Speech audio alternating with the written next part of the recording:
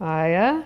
This is the step that we're going to show you how to stitch the center seam on your moccasin. First thing you need to do is cut a piece of sinew about 2 feet long, tie a nice solid knot in the end of it, and then we're going to put that in the moccasin. So as you can see, the moccasin, the center seam stops here and then the flap starts here. This is where we're going to start sewing at this point, except 1/4 inch from the edge. So I'm going to start by putting my needle in, and I'm going to put the knot on the inside so that it doesn't show, and I'm going to pull that through. I'm going to fold this flap under so it's not in your way or my way. And I'm going to bring that across and come about 1/4 inch from the edge over here as well. I'm just going to do 1 stitch on each side like that. And so the reason I'm doing this stitch here is because this particular point on your moccasin receives a lot of stress when you're putting them on and off. So this is just an extra step to secure that that particular point. So I'm going to come back up on the inside here, and then we can start our modified baseball stitch. Okay, pull that snug. And the reason I say pull it snug is because we want these two seams to butt together and not have any kind of gap whatsoever. So the first thing we're going to do is look at our puckers. The puckers are all lined up nicely here. They don't all line up next to each other yet, but by the time you're done sewing, they should at least be very close. So what we're going to do is we're going to sew on the top of each pucker. The very first pucker on the right here is right here between these 2 stitches.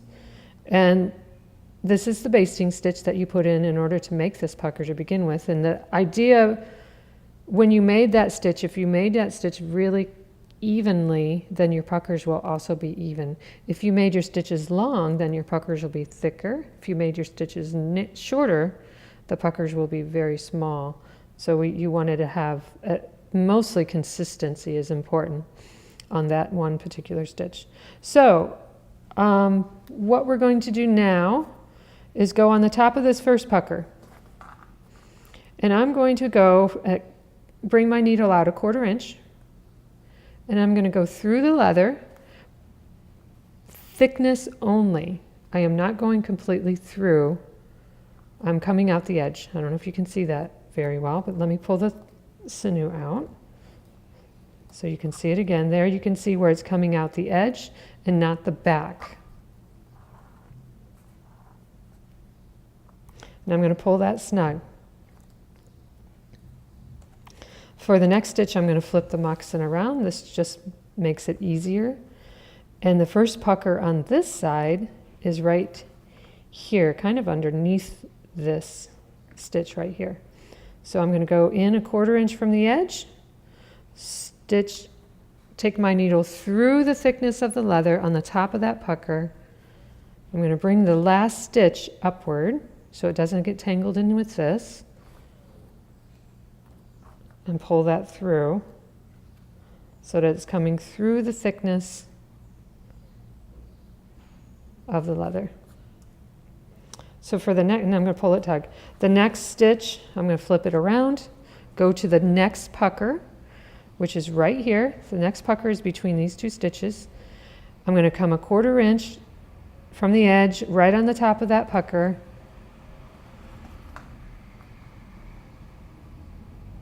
and slice through or skim that leather thickness and come out the edge.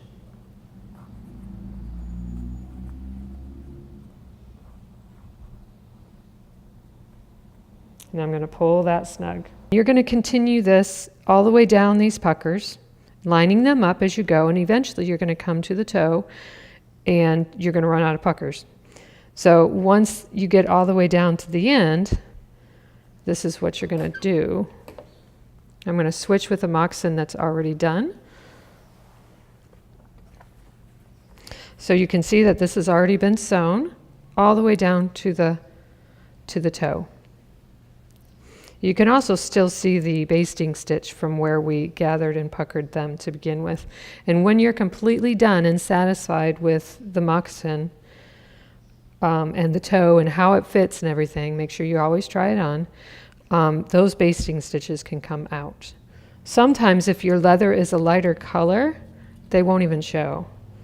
And use a seam ripper. You can just cut it with the seam ripper and pull it gently as you go, and that should work fine. So back to the stitches. What you're going to do next is you're going to come, your last stitch is going to be right down in here. So what you want to do next is feed your needle through that seam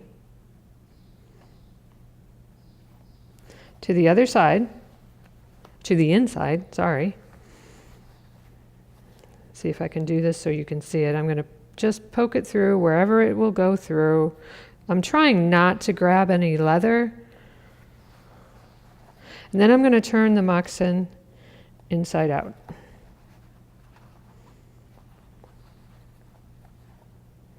My needle's in there. I'm going to pull the needle out so I don't get poked.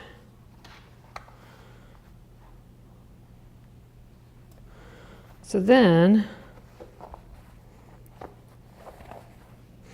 okay, so now you have the same exact scenario you did on the outside of the moccasin. And in this particular case, they used a darker sinew, but in this particular case, this one has already been sewn all the way up. So you would start over, and start on the top of the puckers, just like you did on the other side. But on this side, these are actually the bottom of the puckers that were on the outside of the moccasin. Does that make sense? So when you turn it inside out, these are the bottoms of the puckers, and down in these crevices is the upper part of the pucker on the outside. And so you're going to do the same thing. You're going to come out about 1/4 inch, and this looks like it's closer to the edge, but that's because it's been pulled really tight. So if I were to go back out, do another stitch, come out on the edge of the moccasin, and continue all the way up to the top. Do the same exact stitch all the way up. Line up your puckers just like they have here. Go all the way to the top. And when you get to the top, you'll want to tie a knot. And you might want to do a couple stitches back and forth to secure this, because like I said, this point of your moccasin gets a lot of pressure when you put your moccasins on and off.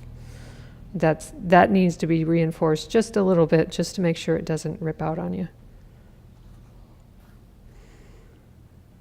All right, I think that's it. Have fun sewing your moccasins.